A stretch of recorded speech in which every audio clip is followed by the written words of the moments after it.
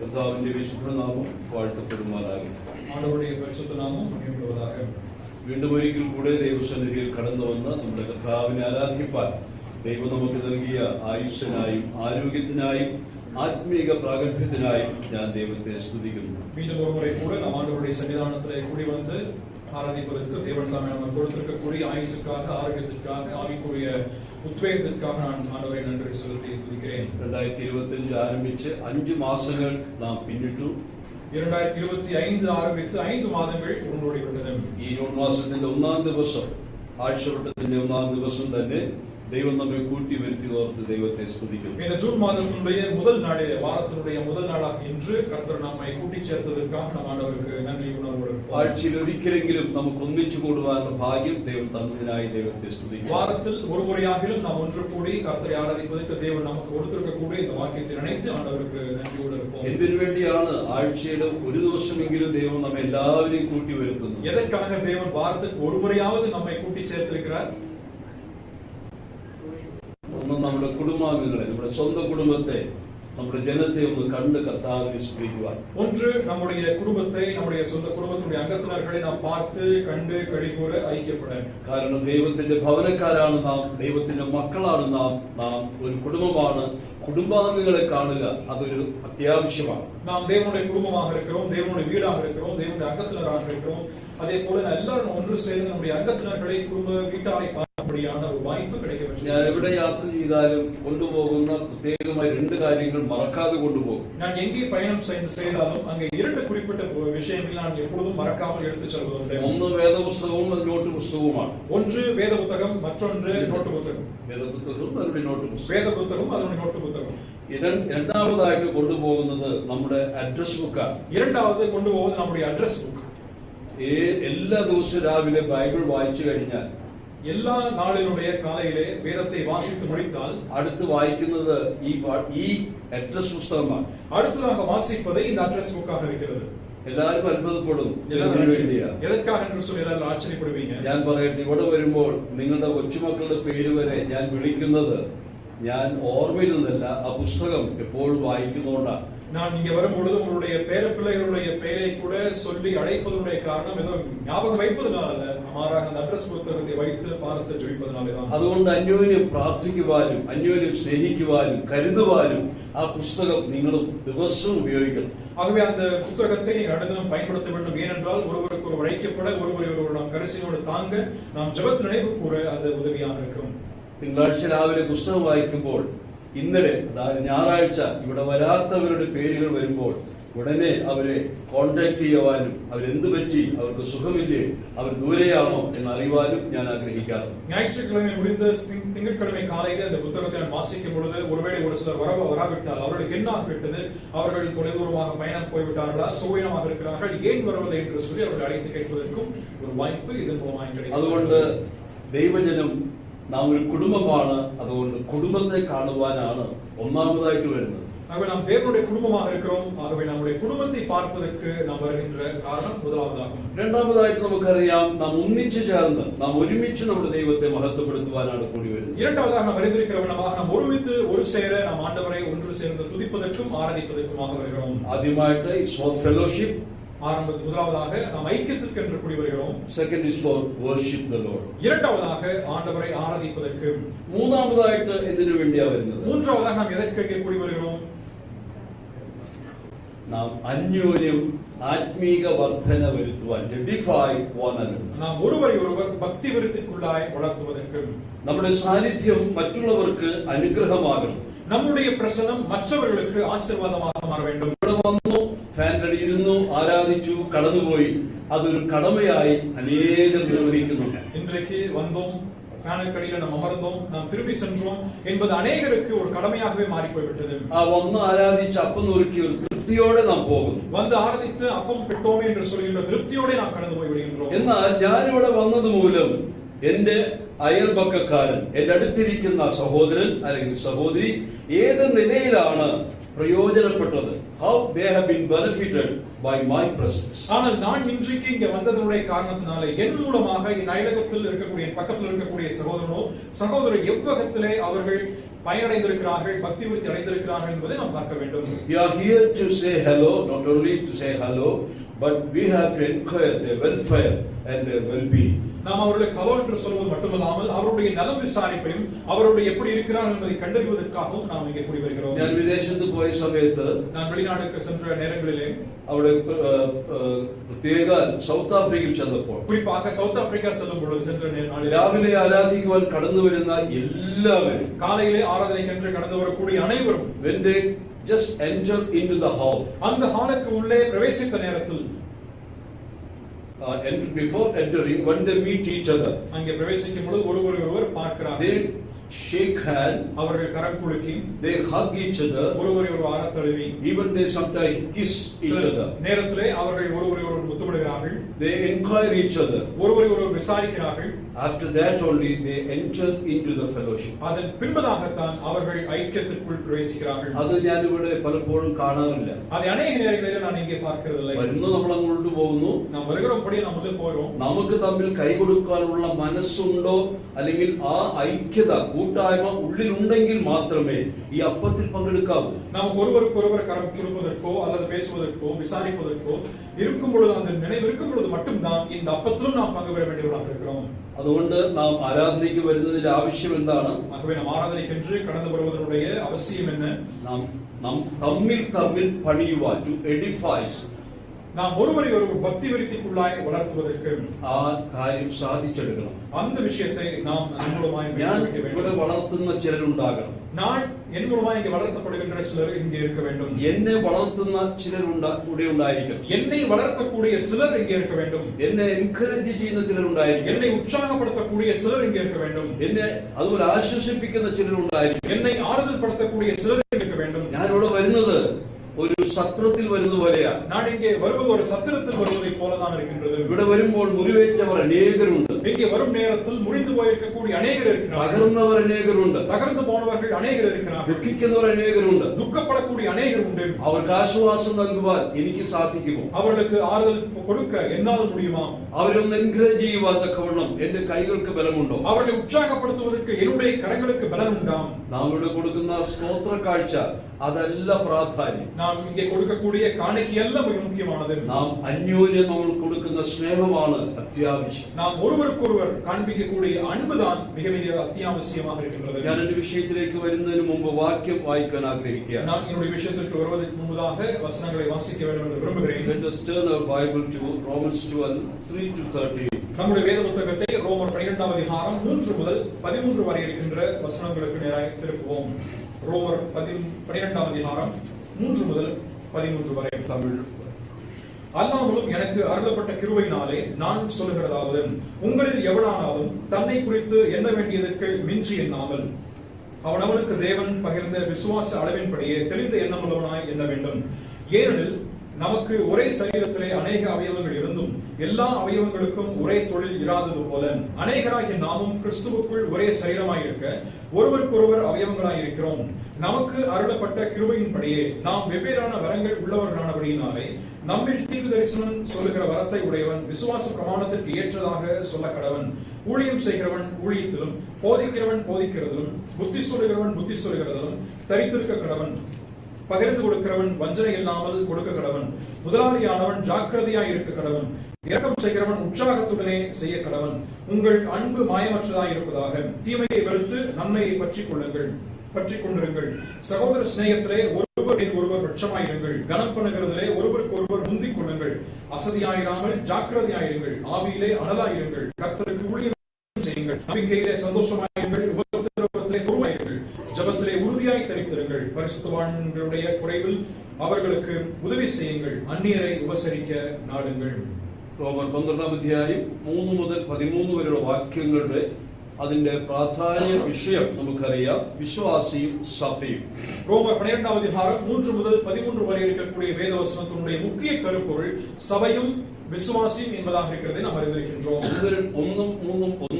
ഒന്നും രണ്ട് വാക്യങ്ങളിൽ முதல் 2 வசனங்களிலே നമുക്കറിയാവുന്നതുപോലെ സഭ വിശ്വാസിയും തന്റെ ശരീരവും நாம் அறிந்தவண்ணமாக விசுவாசியும் அவனுடைய சரீரமும் என்பதை குறித்து நாம் சிந்தித்தோம். ആ ശരീരം കൊണ്ട് ദൈവത്തെ നാം പ്രസാദിപ്പിക്കണം എന്ന് അവിടെ പറയും. அந்த சரீரத்தை அவன் பயன்படுத்தி தேவனுக்கு பிரியமாய் வாழ வேண்டும் என்பதையும் நாம் சிந்தித்தோம். 3 മുതൽ 13 വരെ 3 முதல் 13 வரை ദൈവ പൈതൽ ദൈവസഭയിലെ അംഗമാണ്. ആ സഭയിലുള്ള അവന്റെ ചുമതലകൾ എന്ത് എന്ന് അവിടെ പഠിപ്പിക്കുന്നു. தேவனுடைய பிள்ளை தேவனுடைய சபையிலே அவன் அங்கமாக இருக்கின்றான். அதிலே அவன் என்னென்ன பொறுப்புகளை அவன் ஆற்ற வேண்டும் என்பதை இங்கே காண்கிறோம். അതാണ് ഇന്ന് നാം ചിന്തിക്കാൻ പോകുന്നത്. அதைத்தான் இன்றைக்கு இங்கே நாம் சிந்திக்க போகிறோம். എന്നാൽ അതിനു മുമ്പായിട്ട് ஆனால் அதற்கு முன்பதாக അപ്പോസ്തലനായ പൗലോസ് തന്റെ പുത്രന്മാർക്ക് എഴുതിയ 3 ലേഖനങ്ങൾ. அப்போஸ்தலனாகிய பவுல் தன்னுடைய குமாரருக்கு எழுதின 3 நிருபங்கள். ആരാണ് പുത്രന്മാർ എന്ന് നമുക്ക് നന്നായിട്ട് അറിയാം. அவருடைய குமாரர் என்று சொல்லப்படும் பொழுது யாரெல்லாம் என்று நமக்கு தெரியும். ഒന്നാമത് the beloved son എന്ന് പറയുന്ന തിമോത്തിയോസ്. முதலாவதாக பிரியமான குமாரன் என்று அழைக்கப்படக்கூடிய தீமோத்தேயு. അതുപോലെ തീത്തോസ്. இரண்டாவதாக தீத்து, വിശ്വാസപുത്രനായ തീത്തോസ്. விசுவாச குமாரனாக இருக்கக்கூடிய தீத்து. ഈ 2 മക്കൾക്കും 3 ലേഖനങ്ങളാണ് പൗലോസ് എഴുതിയത്. இந்த 2 மகன்களுக்கும் அவர் 3 நிருபங்களை அவர் எழுதுகிறார். ഈ 3 ലേഖനങ്ങളിൽ തന്റെ മക്കളെ പഠിപ്പിക്കുന്ന 3 പ്രത്യേക കാര്യങ്ങളുണ്ട്. இந்த 3 நிருபங்களிலே தன்னுடைய மகன்களுக்கு கற்றுத்தரக்கூடிய 3 விசேஷித்த பாடங்கள் உண்டு. അവർ മനസ്സിലാക്കേണ്ടുന്നത് what are the profitable things in the Christian life. கிறிஸ்தவ வாழ்க்கையிலே எதுவெல்லாம் ஆதாயமானது என்பதை அவர்கள் கற்றுக்கொள்ள வேண்டும். ആദ്യമായിട്ട് 1 തിമോത്തിയോസിന്റെ முதலாவதாக 1 தீமோத்தேயு 4 അധ്യായത്തിന്റെ 8 വാക്യം அதிகாரத்தினுடைய 8வது வசனம் ഒന്ന് വായിച്ചട്ടെ.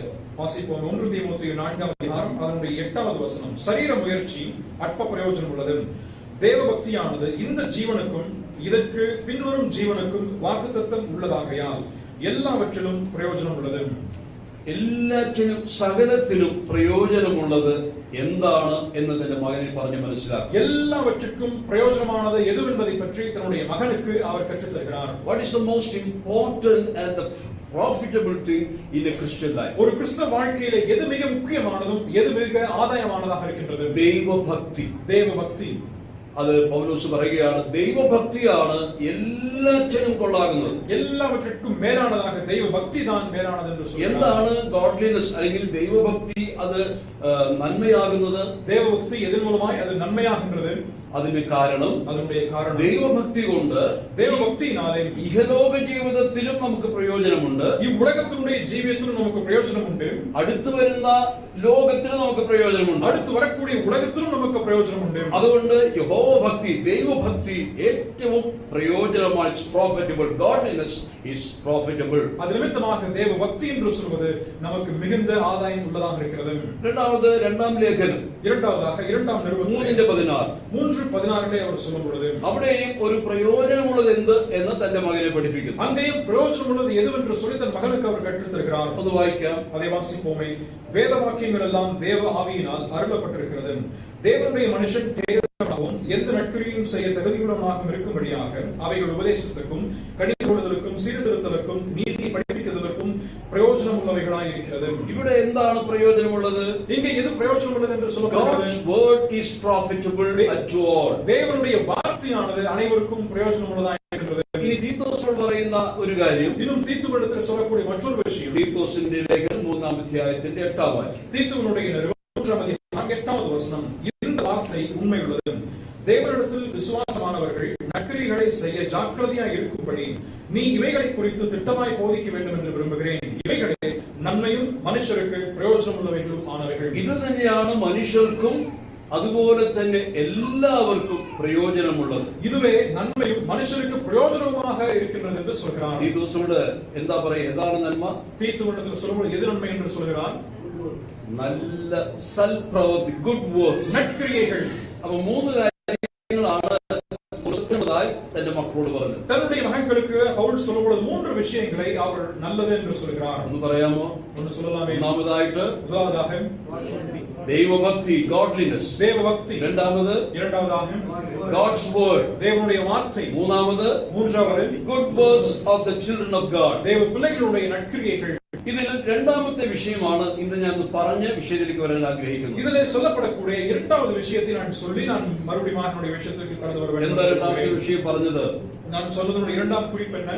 All scripture is being inspired by the word by God and it has been written down for our benefit.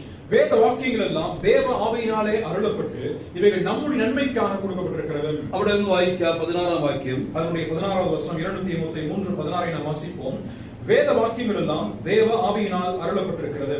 தேவனுடைய மனுஷன் தேறினவனாகவும் எந்த நற்கிரியும் செய்ய தகுதியுள்ளவனாகவும் இருக்கும்படியாக அவைகள் உபதேசத்துக்கும் கடிந்து கொள்வதற்கும் சீர்திருத்தலுக்கும் நீதியை படிப்பிக்குதலுக்கும் பிரயோஜனம் உள்ளவைகளாயிருக்கிறது. ഇവിടെ ദൈവവചനത്തിന്റെ പ്രത്യേകതയും പ്രയോജനവും ആണ് പൗലോസ് പറയുന്നത്. ഇങ്ങ ദൈവവചനത്തിന്റെ പ്രത്യേകവും അതിന്റെ പ്രയോജനത്തെയും അപ്പോസ്തലൻ പൗൽ குறிப்பிடுகிறார். ഞാൻ പറഞ്ഞല്ലോ ദൈവസഭയിലേക്ക് നാം കടന്നു വരുമ്പോൾ ഞാൻ சொன்னேனல்லவா தேவனுடைய சபைக்கு கடந்து வரும்பொழுது നാം ഒരുവരെയൊരുവർ പണിയുവാനാണ് വരുന്നത്. ഒരുവരെയൊരുവർ കട്ടുപടിക്ക് നാം വരുகின்றோம். ആരെയും ഇടിച്ചു താഴ്ത്തി നിർമൂലമാക്കുവാനല്ല, അവരെ ഇടിഞ്ഞു കിടക്കുന്നവരെ, തകർന്നു കിടക്കുന്നവരെ അവരെ പണിയുകയാണ് നമ്മുടെ പ്രവൃത്തി. யாரையும் இடித்து தகர்த்து போடுவதற்காக நாம் வரவில்லை, மாறாக மற்றவர்களை கட்டும்படியாக ஊன்ற எழுப்பும்படியாக நாம் கூடி வருகின்றோம். മറ്റുള്ളവരെ പണിയുവാൻ ദൈവം നമ്മുടെ കയ്യിൽ ഏൽപ്പിച്ചിരിക്കുന്ന ടൂളാണ് ഈ ദൈവവചനം.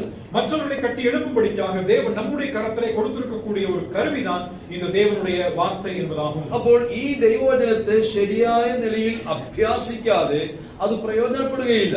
ஆகவே இந்த தேவனுடைய வசனத்தை நாம் சரியான விதத்தில் கைக்கொள்ளாமல் அது எந்த விதத்திலும் பிரயோஜனப்படாது. ഏതെങ്കിലും നിലയിൽ ഞാൻ നിങ്ങൾക്ക് പ്രയോജനപ്പെടണമെങ്കിൽ, நான் ஏதாவது விதத்திலே உங்களுக்கு அதனை பிரயோஜனமாக இருக்க வேண்டும் என்று சொன்னால், ഈ ദൈവവചനത്തെ ശരിയായി ആരാഞ്ഞു പഠിച്ച് അത് അഭ്യസിച്ച് ജീവിതത്തിൽ പ്രായോഗികമാക്കിയ ശേഷം ഇസ്രായേൽ പോലെ அது മറ്റുള്ളവരെ പഠിപ്പിക്കേണ്ടതാണ്. நான் இந்த தேவனுடைய வார்த்தையை என்னுடைய வாழ்க்கையிலே சரியான விதத்தில் அதனை கற்றுக்கொண்டு அதனை கைக்கொண்டு அதை நடைமுறைப்படுத்தி இஸ்ராயேலை போல பின்பு அங்கே மற்றவர்களுக்கு பிரயோஜனம் உண்டாக. അതുകൊണ്ട് ഞാൻ ഇവിടെ നിന്ന് പ്രസംഗിക്കുകയാണ്. ஆகவே இங்கே நான் இன்று பிரசங்கிக்கின்றேன். ഞാൻ എന്താണ് പ്രസംഗിക്കേണ്ടത്? நான் எதை பிரசங்கிக்க வேண்டும்? ഇവിടെ പറഞ്ഞത്, இங்கே சொல்வது, സകലർക്കും പ്രയോജനമുള്ള ദൈവവചനത്തെ നാം പ്രസംഗിക്കേണ്ടതാണ്. சகல நபர்களுக்கும் பிரயோஜனமாக இருக்கக்கூடிய தேவனுடைய வார்த்தையை நான் பிரசங்கிக்க வேண்டும். ഈ വചനത്തിൽ എന്തൊക്കെയുണ്ട്? ഇനി വചനത്തിൽ എവയെല്ലാം ഇരിക്കുന്നത്? ഒരു ദൈവദാസൻ ഇവിടെ നിന്ന് ശുശ്രൂഷിക്കുമ്പോൾ, ഒരു தேவனுடைய பிள்ளை இங்கே நின்று அவர் பிரசங்கிக்கும் பொழுது, അദ്ദേഹത്തിന്റെ പ്രസംഗത്തിൽ കൂടെ, പ്രഭാഷണത്തിൽ കൂടെ ജനങ്ങൾക്ക് എന്തൊക്കെ ലഭിക്കണം? அவருடைய பேச்சின் மூலமாக, அவருடைய பிரசங்கத்தின் மூலமாக ஜனங்களுக்கு எவைகளெல்லாம் கிடைக்கப்பட வேண்டும்? 4 കാര്യങ്ങളാണ് പൗലോസ് തന്റെ പുത്രനെ ഓർമ്മപ്പെടുത്തുന്നത്. 4 விஷயங்களை அப்போஸ்தலனாகிய பவுல் தன்னுடைய குமாரனுக்கு நினைவுபடுத்துகின்றார். ഒന്നാം വായിച്ചു കേട്ട വേദഭാഗത്തിൽ 2 തിമോഥെയോസ് 3:16 நாம் வாசிக்க கேட்ட வேத பகுதியிலே 2 தீமோத்தேயு 3:16 എല്ലാ തിരുവെഴുത്തും ദൈവശ്വാസീയമാകയാൽ ദൈവത്തിന്റെ മനുഷ്യൻ സകല സൽപ്രവൃത്തിക്കും വക പ്രാപിച്ച് തികഞ്ഞവനാകേണ്ടതിന്, 1 ഉപദേശത്തിനും, முதலாவதாக உபதேசத்திற்கும், 2 ശാസനത്തിനും, இரண்டாவது கடிந்து கொள்ளுதலுக்கும், 3 ഗുണീകരണത്തിനും, மூன்றாவது சீர்திருத்தலுக்கும், 4 നീതിയിലെ അഭ്യാസത്തിനും, நான்காவதாக நீதியை படிப்பிக்குதலுக்கும். ദൈവവചനത്തിന്റെ പ്രയോജനം ജനങ്ങൾക്ക് ലഭിക്കണമെങ്കിൽ, தேவனுடைய வார்த்தையுடைய பிரயோஜனம் ஜனங்களுக்கு கிடைக்கப்பெற வேண்டும். ഒരു പ്രസംഗം അവസാനിക്കുമ്പോൾ, ஒரு பிரசங்கம் முடிவடையும் நேரத்தில் കൂടി വന്ന ജനത്തിന്, கூடி வந்திருக்கக்கூடிய ஜனங்களுக்கு ഉപദേശം മനസ്സിലാക്കണം. அந்த உபதேசம் புரிந்து கொள்ள வேண்டும். இரண்டாவதாக ശാസനം, கடிந்து கொள்ளுதல். மூன்றாவது ഗുണീകരണം ഉണ്ടാകണം. சீர்திருத்தல் ஏற்பட வேண்டும். நான்காவது നീതിയിൽ അഭ്യാസം ലഭിക്കണം. நீதியை அவர்கள் படிப்பிக்க வேண்டும். ഇതിന്റെ ആശയം എന്താ? இதனுடைய கருத்து என்ன? എന്താണ് ഡോക്ട്രിൻ എന്ന് പറഞ്ഞാൽ? உபதேசம் என்று சொன்னால் அதனுடைய அர்த்தம் என்ன? You have to teach the congregation what is right. எது சரி என்பதை உங்களுடைய திருச்சபை மக்களுக்கு நீங்கள் கற்றுக் கொடுக்க வேண்டும். ദൈവവചനത്തിലുള്ള സത്യങ്ങളെ യഥാർത്ഥത്തിൽ പഠിപ്പിക്കുന്നതാണ് ദൈവവചനം. தேவனுடைய வசனத்தில் உள்ள சத்தியங்களை உண்மையான முறையிலே யதார்த்தமாக அதனை ஜனங்கள் படித்து கற்றுக்கொள்ள வேண்டும். So after listening to the sermon, you must come to know what is the reality, what is the truth in the word of God. ദൈവ സത്യങ്ങളെ ദൈവസഭ മനസ്സിലാക്കണം. உபதேசங்கள் என்ன, அதனுடைய சத்தியங்கள் என்ன என்பதை அவர்கள் புரிந்து கொள்ள வேண்டும். இரண்டாவது rebuke എന്നാണ് പറയുന്നത്. இரண்டாவதாக கடிந்து கொள்ளுதல் என்று இங்கே சொல்லப்படுகிறது. ആദ്യം പറയേണ്ടത് ഏതാണ് ശരി, முதலாவதாக எது சரி என்று சொல்லித் தர வேண்டும். പക്ഷേ ശാസനം എന്ന് പറയുന്നത്, ஆனால் கடிந்து கொள்ளுதல் என்று சொல்லப்படுவது, തെറ്റുണ്ടെങ്കിൽ தவறு இருக்கும் பட்சத்திலே അവരെ തിരുത്തുക, அவர்களை திருத்த வேண்டும். ദൈവവചനം കേൾക്കുമ്പോൾ, தேவனுடைய வசனத்தை கேட்கும் பொழுது നമ്മുടെ തെറ്റുകൾ തിരുത്തപ്പെടത്തക്കവണ്ണം പ്രസംഗം ഉണ്ടായിരിക്കണം. நம்முடைய தவறுகள் திருத்தப்படும் வண்ணமாக அந்த பிரசங்கம் காணப்பட வேண்டும். അത് അതിന് ശാസ്ത്രം എന്ന് മലയാളത്തിൽ പറയുന്നു. அதை கடிந்து கொள்ளுதல் என்று சொல்லப்படுகின்றது. എന്ന് പറഞ്ഞാൽ ചീത്ത പറയുക എന്ന അർത്ഥത്തിലല്ല. அப்படியானால் ஏதோ தவறான வார்த்தைகளை பயன்படுத்தி திட்டுவது என்ற അർത്ഥം. പ്രസംഗം എന്ന് പറഞ്ഞാൽ മറ്റുള്ളവരെ ദോഷമായിട്ട് എന്തെങ്കിലും പറയുക, എല്ലാം ചീത്ത പറയുക. മലയാളത്തിൽ ചീത്ത പറയുക நீங்க கெட்ட வார்த்தையல்ல, ரொம்ப மோசமா பேசுறது. மோசமாக பேசுவது அல்லது திட்டி பேசுவதல்ல இங்க கடிந்து கொள்ளுதல் என்ற வார்த்தையினுடைய அர்த்தம். ഇവിടെ ഞാൻ നിൽക്കുമ്പോൾ ഞാനൊരു ദൈവദൂതനെ പോലെ മാറി നിങ്ങളൊക്കെ പിശാചിന്റെ മക്കളാണെന്ന് ചിന്തിച്ച് പ്രസംഗിക്കരുത്. இங்கே நான் நிற்கும் நேரத்தில் என்னை நான் தேவதூதனாக என்னை நான் கருத்தில் வைத்துக் கொண்டு நான் இங்கே நிற்கக்கூடிய மற்ற அனைவரையுமே ஒரு பிசாசின் பிள்ளைகளாக நினைத்துக் கொண்டு பேசுவதல்ல. പക്ഷേ ഇവിടെ പറയുന്ന ശാസ്ത്രം എന്ന് പറയുന്നത്, ஆனால் இங்கே கடிந்து கொள்ளுதல் என்று சொல்லப்படும் விஷயம் സമാധാനത്തിന്റെ ആത്മാവിൽ, சமாதானத்தினுடைய ஆவியிலேயும் ശാന്തതയുടെയും സഹിഷ്ണുത ആത്മാവിൽ, சாந்தமுள்ள சகிப்புத்தன்மையுள்ள ஆவியோடையும் അവരുടെ കുറവുകളെ അവർക്ക് കോടിട്ട് കാണിക്കും. அவர்களுடைய குறைவுகளை அவர்களுக்கு அடிக்கொடிட்டு காண்பிக்கும். അതാണ് ശാസ്ത്രം റെബ്യൂക്ക് എന്ന വാക്കുകൊണ്ട് ഉദ്ദേശിക്കുന്നത്. அதைத்தான் கடிந்து கொள்ளுதல் என்ற வார்த்தையின் மூலமாய் நாம் கற்றுக்கொள்கிறோம். മൂന്നാമത് ഗുണീകരണം, മലയാളത്തിൽ ഗുണീകരണം, ഇംഗ്ലീഷിൽ കറക്ഷൻ എന്ന് വാക്ക് വരുന്നു. மூன்றாவதாக சீர்திருத்தல், திருத்தம் என்ற வார்த்தை ദൈവവചനം പ്രഘോഷിക്കുമ്പോൾ, தேவனுடைய வசனத்தை பிரசங்கிக்கும் நேரத்திலே ഒന്നാമത് വേണ്ടത് എന്ത് ശരി, முதலாவதாக எது சரி என்பதை அவர்கள் கற்றுக் கொடுக்க வேண்டும். രണ്ട് എന്താണ് തെറ്റ് എന്ന് ബോധ്യപ്പെടുത്തുക. இரண்டாவதாக எது தவறு என்பதை அவர்களுக்கு உணர்த்துவிக்க வேண்டும். മൂന്നാമതായിട്ട് மூன்றாவதாக തെറ്റുകളെ ബോധ്യപ്പെടുത്തുക മാത്രമല്ല, தவறுகளை எதுவென்று சுட்டிக்காண்பிப்பது மட்டுமல்ல, എങ്ങനെ തെറ്റുകളെ തിരുത്തി നമുക്ക് വീണ്ടും യഥാസ്ഥാനപ്പെടാം, அந்த தவறுகளை எப்படியாக நம்முடைய வாழ்க்கையிலே திருத்தி மீண்டுமாய் நினைவுபடுத்துவது என்பதை நாம் கற்றுத்தர അത് வேண்டும். ദൈവവചനത്തിന്റെ ഘോഷണത്തിൽ ഉണ്ടായിരിക്കണം. அது தேவனுடைய வசனத்துடைய பிரசங்கத்தின் மூலமாய் காண்பிக்கப்பட வேண்டும். അതുകൊണ്ട് how to correct the wrong, அതാണ് മൂന്നാമത്തെ കറക്ഷൻ. ஆகவே മൂന്നാമത്തെ ഗുണീകരണം. மூன்றாவதாக சீர்திருத்தல் என்று சொல்லப்படுவது தவறுகளை எப்படியாக திருத்துவது என்பதாகும். നാലാമത് അഭ്യാസം, നീതിയുടെ അഭ്യാസം. நான்காவதாக நீதியை படிப்பிக்குதல், exercise in the righteousness. இங்கு நீதியை சரியான விதத்தில் கடைபிடிப்பது. എന്താണ് രാഷ്ട്രീയം? அதனுடைய அர்த்தம் என்ன? You have to give regular exercise daily, on daily basis, that the children of God may not fall into wrong again.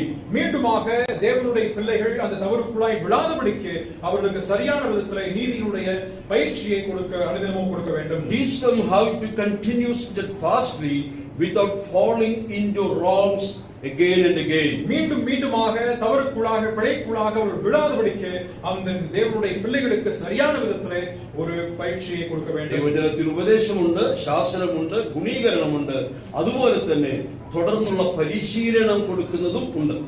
தேவனுடைய வசனத்திலே தேவனுடைய பிள்ளைகளுக்கு உபதேசம் உண்டு, கடிந்து கொள்ளுதல் இருக்கின்றது, நீதியை சீர்திருத்தல் இருக்கின்றது, அதே போல நிலைவரமாக இருக்கக்கூடிய நீதியை படிப்பிக்குதலும் உண்டு. அப்ப ദൈവസഭയിൽ നാം കടന്നു വരുമ്പോൾ ദൈവവചനം നമുക്ക് പ്രയോജനപ്പെടേണ്ടത് ആവശ്യമാണ്. ஆகவே தேவனுடைய சபையில நாம் கடந்து வரும் நேரத்திலே தேவனுடைய வசனத்தின் மூலமாய் நமக்கு பிரயோஜனம் ஏற்பட வேண்டும். അതുകൊണ്ട് ഇനി നമ്മുടെ ജീവിതത്തിൽ പ്രസംഗമുണ്ടെങ്കിൽ, പ്രസംഗിക്കുന്നുവെങ്കിൽ ഈ 4 കാര്യങ്ങൾ നമ്മുടെ പ്രസംഗത്തിൽ കൂടെ ജനത്തിന് ലഭിക്കുന്നുണ്ടോ എന്നുള്ളത് ചിന്തിക്കേണ്ടതാണ്. இனிமேல் நாம் பிரசங்கிக்கிறோம் என்று சொன்னால் இந்த 4 விஷயங்கள் நம்முடைய பிரசங்கத்தின் மூலமாய் தேவனுடைய பிள்ளைகளுக்கு கிடைக்கப் பெறுகிறதா என்பதை நம்மை நாமே சீர்தூக்கி பார்ப்போம். അതിന് വളരെയധികം സമയം ആവശ്യമാണ്, அதற்கு அதிகமான நேரம் தேவைப்படுகிறது, അതിന് ഒരുപാട് സഹിഷ്ണുത ആവശ്യമാണ്, സഹിപ്പുത്തന്മ, அதற்கு அதிகமாக சகிப்புத்தன்மை தேவைப்படுகின்றது. ദൈവസന്നിധിയിൽ പ്രാർത്ഥനയിൽ ഉച്ചിരിക്കേണ്ടത് ആവശ്യമാണ്. தேவனுடைய சன்னிதானத்திலே அதற்காக ஜெபத்திலே நாம் அமர்ந்து தெரிந்திருக்க வேண்டும். ജനത്തോടുള്ള നമ്മുടെ ആ കരുതൽ ഹൃദയത്തിൽ നാം പ്രാപിക്കണം. அந்த ஜனத்தை பற்றி இருக்கக்கூடிய ஒரு அக்கறை நம்முடைய இதயத்திலே இருக்க வேண்டும். എന്നാൽ മാത്രമേ ദൈവവചനത്തിൽ നിന്ന് ജനത്തിന് പ്രയോജനപ്പെടുന്ന ശുശ്രൂഷകൾ ചെയ്യുവാൻ ദൈവം നമ്മെ ഉപയോഗിക്കുകയുള്ളൂ. அப்பொழுது மட்டும் தான் தேவனுடைய ஜனத்துக்கு பிரயோஜனமாக இருக்கக்கூடிய தேவனுடைய வார்த்தையை நம்மூலமாய் தேவன் அவர்களுக்கு கொண்டு செல்வார். ഈ സഭ പണിയപ്പെടണം. இந்த சபை கட்டப்பட வேண்டும். നാം അന്യോന്യം പണിയേണ്ടവരാ. நாம் ஒருவரை ஒருவர் கட்ட வேண்டியவர்களாக. എന്താണ് കാരണം? அதனுடைய காரணம் என்ன? 1 കൊരിന്ത്യർ 12:13 1 கொரிந்தியர் 12 அதிகாரம் 13 1 கொரிந்தியர் 12:13 நாம் யூதராயினும் கிரேக்கராயினும் அடிமைகளாயினும் சுயாதீனராயினும் எல்லாரும் ஒரே ஆவியினாலே ஒரே ஞானஸ்நானம் பண்ணப்பட்டு எல்லாரும் ஒரே ஆவிக்குள்ளாகவே தாகம் தீர்க்கப்பட்டோம். നാം എല്ലാവരും ഒരു ശരീരത്തിന്റെ അവയവങ്ങളായി എന്നാണ് അവിടെ വായിച്ചത്. நாம் எல்லாரும் ஒரே சரீரத்தினுடைய அவயவங்களாய் இருக்கின்றோம். സഭ ക്രിസ്തുവിന്റെ ശരീരം എന്ന് പൗലോസ് പഠിപ്പിക്കുന്നു. சபை கிறிஸ்துவினுடைய சரீரம் என்று அப்போஸ்தலனாகிய பவுல் கற்றுத் தருகிறார். പത്രോസ് പറയുമ്പോൾ സഭ ക്രിസ്തുവിന്റെ മന്ദിരമാണ് എന്നും പറയുന്നുണ്ട്. அப்போஸ்தலனாகிய பேதுரு சொல்லும் பொழுது சபை கிறிஸ்துவினுடைய ஆலயம் என்று சொல்கிறார். എന്നാൽ പൗലോസിന്റെ എപ്പോഴും താൻ സഭയെ കുറിച്ച് ചിന്തിക്കുമ്പോഴൊക്കെയും ആ ബോഡി കൺസെപ്റ്റ്, ദൈവസഭ ക്രിസ്തുവിന്റെ ശരീരം എന്നുള്ള ആ മാർമീക തത്വമാണ് താൻ എപ്പോഴും പറഞ്ഞു വെക്കാറുള്ളത്. அப்போஸ்தலனாகிய பவுல் எப்பொழுதெல்லாம் சபையை குறிப்பிட்டு அவர் எழுதுகிறாரோ அதை பற்றி சொல்லுகிறாரோ அங்க எல்லாவற்றிலுமாக பிரதானமாய் இங்கே சபையை ஒரு சரீரத்துக்கு ஒப்புமையாக அவர் எழுதுவதை காண்கிறோம். നമുക്കറിയാം, ഇപ്പോൾ വായിച്ച റോമലേഖനത്തിൽ വരിക, நாம் இப்பொழுது வாசித்த ரோம நிருபத்திற்கு வருவோம். 12 അധ്യായത്തിൽ നാം 3 മുതൽ വായിച്ചതാണ്. நாம் 12 அதிகாரம் 3 முதல் வாசித்தோம். 5 വാക്യത്തിൽ, 5வது வசனத்திலே, അതുപോലെ പലരായ നാം ക്രിസ്തുവിൽ ഒരു ശരീരവും എല്ലാവരും തമ്മിൽ അവയവങ്ങളുമാകുന്നു. அநேகராகிய நாமும் கிறிஸ்துவுக்குள் ஒரே சரீரமாய் இருக்க ஒருவருக்கொருவர் அவயவங்களாய் இருக்கிறோம். അതുകൊണ്ട് ഈ ഭാഗത്ത് ഒന്നാമത് പൗലോസ് പഠിപ്പിക്കുന്നത് ദൈവസഭ ക്രിസ്തുവിന്റെ ശരീരമാണ്, നാം അന്യോന്യം സഹായപൂരകമായ അവയവങ്ങളാണ്. ஆகவே 5வது வசனம் இந்த முதல் பகுதியிலே அப்போஸ்தலனாகிய பவுல் கற்றுத்தரக்கூடிய விஷயம் என்னவென்றால், நாம் கிறிஸ்துவினுடைய சரீரமாக இருக்கின்றோம், அந்த சரீரத்தில் நாம் எல்லாரும் சக அவயவங்களாக இருக்கின்றோம் என்று சொல்கிறார். ഒരു ശിശു ജനിച്ചിട്ട് ആ കുഞ്ഞ് വളർന്നു കാണുവാൻ കഴിയും. ஒரு குழந்தை பிறந்து அந்த குழந்தையை வளர்வதை நாம் பார்க்கிறோம். എങ്ങനെ വളരണം? எப்படி வளர வேண்டும்? തല മാത്രം അങ്ങ് വളരുകയാണ്. தலை மாத்திரம் அது வளர்கின்றது. അതിനെക്കുറിച്ച് എന്താ ഡോക്ടർമാർ പറയുന്നത്? அதுக்காக டாக்டர் என்ன சொல்லுவாங்க? ഡോക്ടർമാരുണ്ട്, ചില കുഞ്ഞുങ്ങളെ കണ്ടാൽ, சில பிள்ளைகளை பார்த்தால் ശരീരം തീരെ സ്തൂലിച്ച് മെലിഞ്ഞതായിരിക്കും. சரீரத்தை பார்த்தால் அதிகமாக மெலிந்து காணப்படும். പക്ഷേ ഒരു ഇംപ്രൊപ്പോർഷൻ ആയിട്ടുള്ള ഒരു ഗ്രോത്ത് തലയ്ക്ക് മാത്രം. ஆனால் அதற்கு இணையில்லாதவாறு அங்கே சரீரத்தினுடைய தலையானது அது மிக பெரிதா இருக்கும். അത് വളർച്ചയാണോ? அது வளர்ச்சியா? സമീകൃതമായ വളർച്ച. அது എല്ലാം ഒരുപോലെ சமச்சீராக இருக்கக்கூடிய ஒரு வளர்ச்சி அவசியமாக இருக்கின்றது. തല വളരുന്നതുപോലെ, தலை வளருவதை போலவே നമ്മുടെ ശരീരത്തിലെ കൈകാലുകൾ വളരണം. நம்முடைய சரீரத்தில் இருக்கக்கூடிய கரம் கால்களும் அது வளர வேண்டும். ചെവി വളരണം, செவி வளர வேண்டும், മൂക്ക് വളരണം. மூக்கு வளர வேண்டும். പക്ഷെ മൂക്ക് മാത്രം വളർന്നാൽ പോരെ, மூக்கு மாத்திரம் வளர்ந்தால் போதாது. അത് ഭംഗിയല്ലേ? அது அழகா இருக்காது அல்லவா? അതുപോലെ ദൈവസഭയിൽ தேவனுடைய திருச்சபையில் അംഗങ്ങളായിരിക്കുന്ന നാം എല്ലാവരും அங்கங்களாக இருக்கக்கூடிய நாம் எல்லாரும் ഒരേ നിലയിൽ വളർന്നു വരണം. ஒரே நிலையிலே நாம் வளர்ந்து வர வேண்டும். അങ്ങനെയില്ലെങ്കിൽ ആ സഭയെ കണ്ടാൽ, அப்படி இல்லை என்று சொன்னால் அந்த சபையை நாம் பார்க்கும் பட்சத்தில் തല വലുതും ചില സമയത്ത് ഉടൽ വലുതുമായിട്ടുള്ള ഒരു ശരീരമായി അത് കാണുവാൻ சில സാധിക്കും. சமயங்களிலே தலை பெரிதாகவும் சில சமயங்களிலே உடல் பெரிதாகவும் இருக்கக்கூடிய சூழலை தான் நாம் பார்க்க முடியும். പ്രിയമുള്ളവരെ, ദൈവസഭയിൽ വരുമ്പോൾ നാം വളരണം എന്നാണ് ഇതിന്റെ ആശയം. தேவனுடைய சபையில நாம் வரும்பொழுது நாம் வளர வேண்டும் என்பதை தான் இதனுடைய கருத்து. ഞാൻ 69 രക്ഷിക്കപ്പെട്ട് സ്നാനപ്പെട്ട വ്യക്തി. 70 സ്നാനപ്പെട്ടത്. 1969 രക്ഷിക്കപ്പെട്ട് 1970 நான் ஞானஸ்நானம் பெற்றேன். നിങ്ങൾക്ക് കണക്കറിയാൻ 2025 ആകുമ്പോൾ എത്ര വർഷമായി ഞാൻ കർത്താവിനെ അറിഞ്ഞിട്ടുണ്ട്. நான் கர்த்தரை அறிந்து எத்தனை ஆண்டுகள் ஆகின்றது என்று சொல்லி ஒரு கணக்கை பார்த்தால் இப்பொழுது நிச்சயமாக தெரியும். 55 தானே? 70 2025 20 2025 55 വർഷമായി. 55 ஆண்டுகள் ஆகிவிட்டது. ഞാൻ ഈ സഭയിൽ இந்த சபையிலே ആയിട്ടും 50 വർഷങ്ങളായി. இந்த சபையில இருந்தும் 50 வருஷம் ஆயிடுச்சு. ഞാൻ എന്തുമാത്രം വളർന്നിട്ടുണ്ട്. நான் எவ்வளவு அதிகமாய் வளர்ந்திருக்கிறேன். നമ്മള് മത്സരിച്ച് വളരരുത്. நாம் சண்டையிட்டு நாம் வளர வேண்டாம். പോട്ടി போட்டு നാം എല്ലാവരും ഒന്നിച്ചു വളരണം. நாம் எல்லாரும் ஒன்று சேர்ந்து வளர வேண்டும். ഞാൻ എന്റെ സഹോദരൻ ഐസക്കിനേക്കാൾ വളരണം എന്ന് ഞാൻ ആഗ്രഹിക്കരുത്. நான் என் சகோதரன் ஐசக்கை காட்டிலும் வளர வேண்டும் என்பதை நான் விரும்பக்கூடாது. എല്ലാവരും എന്നെ കൈതട്ടി പ്രശംസിക്കണം എന്നാണ് ഞാൻ ആഗ്രഹിക്കുന്നത്. எல்லாரும் என்னை கரம் தட்டி மேன்மை பாராட்ட வேண்டும் என்பதற்காக வளரக்கூடாது. ഞാൻ വളരുമ്പോൾ തന്നെ, நான் வளரும் பொழுதுதாமே എന്നോടൊപ്പമുള്ള ദൈവസഭയിലെ അവയവങ്ങൾ என்னுடைய ஒப்பம் இருக்கக்கூடிய தேவனுடைய சபையில் இருக்கக்கூடிய വളരണമെന്ന് ഞാൻ ആഗ്രഹിക്കണം. வளர வேண்டும் என்பதை நான் விரும்ப வேண்டும். ഞാൻ ഒരുപക്ഷെ ഹൃദയമാണെങ്കിൽ, ஒருவேளை நான் இருதயமாக இருப்பேன், മറ്റുള്ള ശരീര അവയവങ്ങൾക്ക് ആവശ്യമായ ഓക്സിജൻ എത്തിച്ചു കൊടുക്കേണ്ടത് എന്റെ ചുമതലയാണ്. மற்ற சபையில் இருக்கின்ற அங்கத்தினருக்கு அவர்களுக்கு சுவாசத்தை நான் கொடுப்பதற்கு பொறுப்பு என் கரத்தில் உண்டு. അതുപോലെ ഞാൻ ലങ്സ് ആണെങ്കിൽ, അതുപോലെ நான் நுரையீரலாக இருப்பேன் என்றால் എല്ലായിടത്തേക്കും വേണ്ടുന്ന ഓക്സിജനും അതുപോലെ രക്തവും എല്ലാം എത്തിക്കേണ്ടത് എന്റെ ചുമതലയാണ്. எல்லா பகுதிகளுக்கும் எல்லா சரீர அவயவங்களுக்கும் அந்த ரத்தத்தையும் சுவாசத்தையும் கொடுப்பது என்னுடைய பொறுப்பாக இருக்கு. ഞാൻ നിഷ്ക്രിയനായ, ഞാൻ പ്രവർത്തനരഹിതനായാൽ, நான் செயல்படுகின்ற ശരീരം മുഴുവനും ബാധിക്കപ്പെടും. அந்த சரீரம் முழுவதுமாக அது பாதிக்கப்படும். ഈ ശരീരത്തിന്റെ വളർച്ച എന്റെ വളർച്ചയിൽ കൂടെയാണ് ആശ്രയിച്ചിരിക്കുന്നത്. இந்த சரீரத்தினுடைய வளர்ச்சி என்னுடைய வளர்ச்சியும் அது சார்ந்து காணப்படுகின்றது. അതുപോലെ എന്റെ വളർച്ച നിങ്ങളുടെ വളർച്ചയിൽ ആധാരമായിരിക്കും. ஆகவே என்னுடைய வளர்ச்சியானது உங்களுடைய வளர்ச்சியின் அடிப்படையிலே அதை சார்ந்து காணப்படுகின்றது. പ്രിയമുള്ളവരെ, നമുക്ക് ഒന്നിച്ചു വളരാം. நாம் எல்லாரும் ஒன்று சேர்ந்து നാം வளரலாம். ഒന്നിച്ചു കൈ കൊടുക്കണം. நாம் ஒரு சேர்ந்து കടന്നു വരുന്ന ആളുകളെ കാണുമ്പോൾ, கடந்து வருகின்ற ஆட்களை நாம் കുടുംബങ്ങളെ കാണുമ്പോൾ, குடும்பங்களை நாம் பார்க்கும். രാവിലെ ആ അഡ്രസ് ബുക്കിൽ കൂടെ കടന്നു പോകുമ്പോൾ, காலையிலே அந்த அட்ரஸ் புக் வாயிலாக நாம் கடந்து வாசித்து ഓരോ കുടുംബത്തെയും അതിന്റെ ആവശ്യങ്ങളെയും കണ്ണുനീരോടെ പ്രാർത്ഥിക്കുവാൻ നാം പഠിക്കണം. ஒவ்வொரு குடும்பத்தையும் அந்த கண்ணீரோடே கூட நாம் ஜெபத்தில் நினைவு கூற வேண்டியவர்களாக இருக்கிறோம். ഇന്ന് അനൗൺസ് ചെയ്ത 2 കുടുംബങ്ങളെ കുറിച്ച് നാം കേട്ടു. இன்றைக்கு அறிவிக்க கேட்ட 2 குடும்பங்களை குறித்து நாம் கேட்டோம். അത് ഇന്ന് പ്രാർത്ഥിക്കാനല്ല, இன்றைக்கு ஜெபிப்பதற்காக அல்ல அது கொடுக்கப்படுகின்றது. ഈ ആഴ്ച മുഴുവനും ആ കുടുംബത്തിന് വേണ്ടി പ്രത്യേകം പ്രാർത്ഥിക്കുക. இந்த வாரம் முழுவதும் அந்த குடும்பத்துக்காக விசேஷமாய் ஜெபிக்க வேண்டும். എങ്ങനെയാ പ്രാർത്ഥിക്കുന്നത്? எப்படியாய் ஜெபிப்பது? പ്രിയ പിതാവേ, பிதாவே, ദാനവേലിനെയും അമ്മയെയും അപ്പനെയും ചേട്ടനെയും അനുഗ്രഹിക്കണം. தானவேலையும் அம்மா அப்பாவையும் அண்ணனை ஆசீர்வதிக்கிறவே. അത് മതിയോ? அது போதுமா? അങ്ങനെയാണോ നാം പ്രാർത്ഥിക്കുന്നത്? அப்படிதான் நாம் ஜெபிக்கிறோமா? ദാനവേലും തന്റെ കുടുംബത്തിന് വേണ്ടി എങ്ങനെ ഏത് ആത്മാവിൽ ഭാരത്തോടെ പ്രാർത്ഥിക്കുമോ ആ സ്ഥലത്ത് ദാനവേലിന്റെ സ്ഥാനത്തിരുന്നുകൊണ്ട് ഞാൻ ആ കുടുംബത്തിന് വേണ്ടി പ്രാർത്ഥിക്കണം. അതാണ് വാസ്തവത്തിൽ ഈ സഭ വളരണമെങ്കിൽ ആവശ്യമായിരിക്കും. தானவேல் தன்னுடைய குடும்பத்துக்காக எப்படிப்பட்ட முறையிலே அவர் ஜெபிப்பாரோ அதே விதத்திலே நான் அவருடைய இடத்திலே நான் நின்று கொண்டு அதே ஜெபத்தை ஏறெடுக்கும் பொழுது மட்டும்தான் நாம் நம்முடைய சபையும் மற்றவர்கள் வளர்வதற்கு எதுவாய் அது உதவியாக இருக்கும். അതുകൊണ്ട് നാം അവയവങ്ങളാണ്. ஆகவே நாம் அவயவங்களாக இருக்கிறோம். നമുക്ക് തനിച്ച് പ്രവർത്തിപ്പാൻ കഴിയുകയില്ല, നാം നിലനിൽക്കുകയുമില്ല. நாம் தனித்து ஒருபோதும் செயல்பட முடியாது, தனித்து நாம் நிலைநிற்க போவதும் இல்லை. You are the indispensable member of this church. இந்த சபையினுடைய தவிர்க்க இயலாது இருக்கக்கூடிய அங்கத்தினராக. Without you I cannot survive or sustain. நீங்கள் இன்றி என்னால் உயிர் வாழ முடியாது. And without me you can never. என்னை இன்றி நீங்களும் ഇത് ഓർത്തിരിക്കുക, നിങ്ങൾ വിലയേറിയവരാണ്. நீங்கள் விலையேற பெற்றவர்கள். നാം ഓരോരുത്തരും വിലയേറിയവരാണ്. நாம் ஒவ்வொருவரும் விலையேற பெற்றவர்கள். അതുകൊണ്ട് നാം നമുക്ക് തന്നെ സഹായകപരമായി പ്രവർത്തിക്കാം. ദൈവം നമ്മെ അനുഗ്രഹിക്കട്ടെ. அது நிமித்தமாக நாம் ஒவ்வொருவருக்கும் உதவியுள்ள ஒரு நிலைமையிலே நாம் சேர்ந்து வளருவோமாக. இரண்டாவதாக അതിന്റെ 12ാം അധ്യായത്തിൽ 3-6 വാക്യങ്ങൾ നാം വായിക്കാം. 12வது அதிகாரத்தினுடைய 3வது வசனத்தையும் 6வது வசனத்தையும் நாம் வாசிப்போம். அல்லாமலும் எனக்கு அருளப்பட்ட கிருபையினாலே நான் சொல்லுகிறதாவது, உங்களில் எவனானாலும் தன்னை குறித்து எண்ண வேண்டியதற்கு மிஞ்சி எண்ணாமல் அவனவனுக்கு தேவன் பகிர்ந்த விசுவாச அளவின்படியே தெரிந்த எண்ணமுள்ளவனாய் எண்ண வேண்டும்.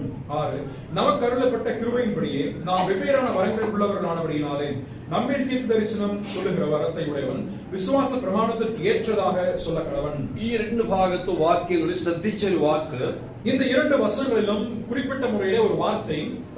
3ാം വാക്യത്തിൽ എനിക്ക് ലഭിച്ച കൃപ, 3வது വസനത്തിലെ எனக்கு അരുളപ്പെട്ട கிருபை. അതുപോലെ അതിന്റെ ഇപ്പോൾ വായിച്ച 6ാം വാക്യത്തിൽ 6வது வசனத்திலே ആകയാൽ നമുക്ക് ലഭിച്ച കൃപ, நமக்கு அருளப்பட்ட கிருபை. Paul says, I have received the grace of God. எனக்கு கிருபை கிடைக்கப்பட்டது என்று சொல்லி பவுல் சொல்கிறார். Not only me, but we all have received the grace of God. அது எனக்கு மட்டுமல்ல, நாம் எல்லாருக்குமே தேவ கிருபை அருளப்பட்டிருக்கிறது. ഇവിടെ പറയുന്ന കൃപ എന്താണ്?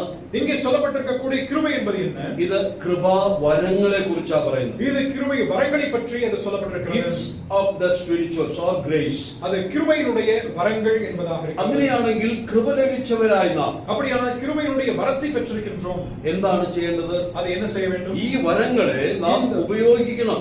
இந்த வரங்களை நாம் பயன்படுத்த வேண்டும். നമുക്ക് വരമുണ്ടോ എന്ന് പലർക്കും സംശയമാണ്. நமக்கு வரம் உண்டா என்பதை பற்றி அநேகருக்கும் சந்தேகங்கள் உண்டு. പൊതുവെ ബ്രദർ സഭയിൽ, பொதுவாக சகோதர சபையிலே, பெந்தகோஸ்து சபையிലാണെങ്കിൽ വരങ്ങളെ കുറിച്ച് മാത്രമേ പ്രസംഗമുള്ളൂ. பெந்தகோஸ்து சபையிலே வரங்களை பற்றி மட்டும்தான் அதிகமாக அழுத்தம் கொடுப்பார்கள். അവർ വരങ്ങളിൽ മാത്രം ആശ്രയിച്ച് ജീവിക്കുന്നവരാണ്. வரங்களிலே மட்டுமே அவர்கள் சார்ந்து ஜீவிக்கிறார்கள். കൃപാവരങ്ങളെയാണ് അവർ ആശ്രയിക്കുന്നത്. கிருபை வரங்களை தான் அவர்கள் அதிகமாக சார்ந்து கொள்கிறார்கள். അവർ പറയുന്ന കൃപാവരങ്ങൾ ഇല്ലെങ്കിൽ അവർക്ക് ജീവിക്കാൻ സാധ്യമല്ല. அவர்கள் சொல்லக்கூடிய கிருபை வரங்கள் இல்லை என்றால் ஜீவிக்கவே இயலாது என்ற நிலைமை. എന്നാൽ നമ്മുടെ സഭയെ കുറിച്ച്, ஆனால் நம்முடைய சபையை பொறுத்தவரை പൗലോസിന് മാത്രമല്ല ദൈവം കൃപാവരം കൊടുത്തത്. பவுலுக்கு மட்டுமல்ல தேவன் கிருபை வரத்தை ദൈവം നമുക്ക് എല്ലാവർക്കും ആളാം പ്രതി ഒരു വരം തന്നിട്ടുണ്ട്. தேவன் நம்ம எல்லாருக்கும் சமமாக ஒவ்வொரு வரத்தையாவது கொடுத்திருக்கின்றார். നിങ്ങൾ ഏത് വരം പ്രാപിച്ചവരാണ്? நீங்கள் எந்த வரத்தை பெற்றிருக்கிறீர்கள்? നിങ്ങളുടെ കൃപാവരങ്ങളെ കുറിച്ചുള്ള ഒരു ബോധ്യം നിങ്ങൾക്കുണ്ടോ? உங்களுக்கு பெற்றுள்ள அந்த கிருபை வரத்தை பற்றியுள்ள ஒரு உணர்வு உங்களுக்கு இருக்கிறதா? കൃപാവരം എന്ന് പറഞ്ഞാൽ ഞാൻ ഓർപ്പിച്ചതുപോലെ, கிருபை வரம் என்று சொன்னால் நான் நினைவுபடுத்தினது போலவே, that's a tool given to us to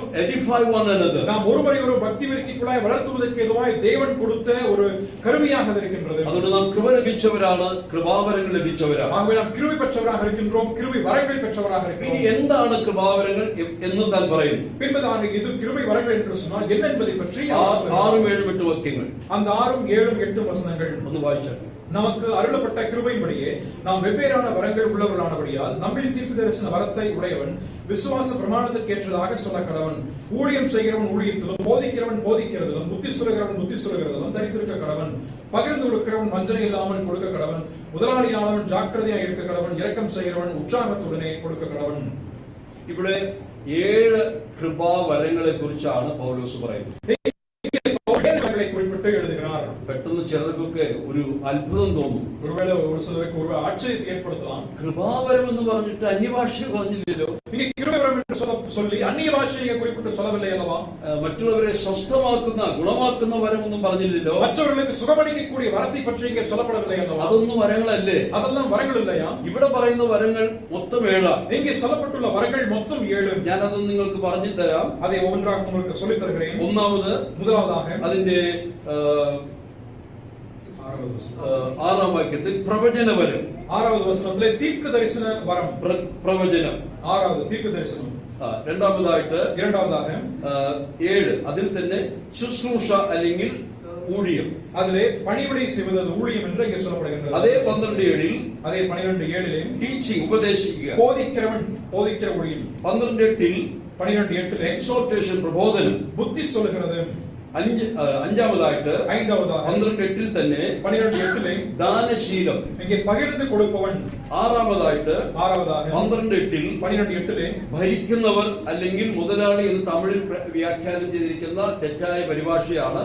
അവിടെ സഭയിൽ പരിപാലനം ചെയ്യുന്നവർ. இங்கே சபையிலே அதை பராமரிக்கிறவர்கள் அல்லது ஆளுகை செய்கிறவர்கள் என்ற அர்த்தம் தான். ஆனால் தமிழிலே முதலாளி என்று தவறாய். 7ാമത്തെ കൃപാവരം 7வது கிருபைவரம் 12:8 കരുണ കാണിക്കുന്നവർ, இரக்கம் செய்தல், മോസ്റ്റ് കമ്പാഷൻ മെർസിഫുൾ, കരുണ ചെയ്യുന്നവർ, കരുണ കാണിക്കുന്നവர்கள். അപ്പോൾ ഇതൊക്കെയാണ് ഇവിടെ കൃപാവരങ്ങൾ എന്ന് പൗലോസ് റോമ ലേഖനത്തിൽ പറയുന്നത്. இதைத்தான் அப்போஸ்தலனாகிய பவுல் கிருபைவரங்கள் என்று சொல்லி ரோம நிருபத்திலே எழுதுகிறார். പത്രോസും അതുപോലെ തന്നെ കൃപാവരങ്ങളെ കുറിച്ച് പറയുന്നു. பேதுருவும் கூட கிருபைவரங்களை பற்றி அவர் எழுதுகிறார். അത് നാം വായിക്കുന്നത് 1 പത്രോസ് 4ന്റെ 10ഉം 11ഉം വാക്യങ്ങളിലാണ്. അതേ 1 പേതുരു 4ാം അധികാരം 10ഉം 11ാவது വചനത്തിലെ നമ്മൾ വാസിക്കുന്നു. അവിടെ പത്രോസ് പറയുന്ന കൃപാവരങ്ങൾ എന്താണ്? അതിലെ പേതുരു சொல்லக்கூடிய கிருபைவரங்கள் என்ன? 1 பேதுரு 4ாம் அதிகாரம் 10உம் 11.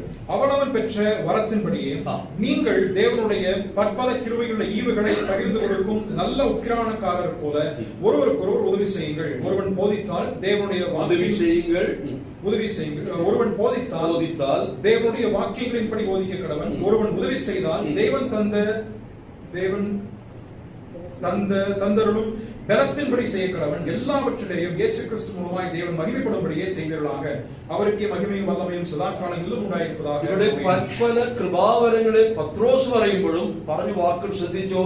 இங்கே பற்பல கிருபைவரங்கள் என்று சொல்லி அப்போஸ்தலனாகிய பேதுரு பயன்படுத்தும் பொழுதும் அங்கே சொல்லப்பட்ட கிருபைவரங்களை பார்த்தீர்களா? സഭയ്ക്ക് ആവശ്യമായിരിക്കുന്ന കൃപാവരങ്ങളെ കുറിച്ചാണ് പത്രോസും പൗലോസും പഠിപ്പിക്കുന്നത്. சபைக்கு அவசியமாக இருக்கக்கூடிய கிருபைவரங்களை பற்றி தான் அப்போஸ்தலனாகிய பவுலும் அப்போஸ்தலனாகிய பேதுருவும் அவர்கள் அங்கே சொல்கிறார்கள். അങ്ങനെയാണെങ്കിൽ 1 കൊരിന്തി 12ൽ പറയുന്ന കൃപാവരങ്ങൾ സഭയ്ക്ക് ആവശ്യമില്ലേ? அப்படியானால் 1 கொரிந்தியர் 12ாம் அதிகாரத்திலே சொல்லக்கூடிய கிருபைவரங்கள் சபைக்கு அவசியம் இல்லையா?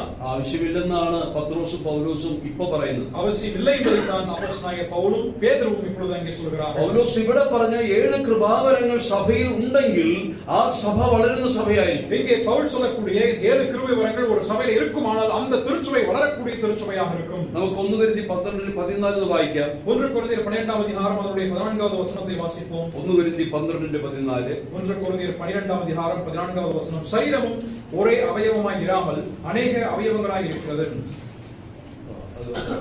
തുടർന്ന് വരുന്ന വാക്യം 12 മുതലാണ്. 12ാം அதிகாரம் വരങ്ങളെ കുറിച്ച് പറയുന്ന ആ ഭാഗം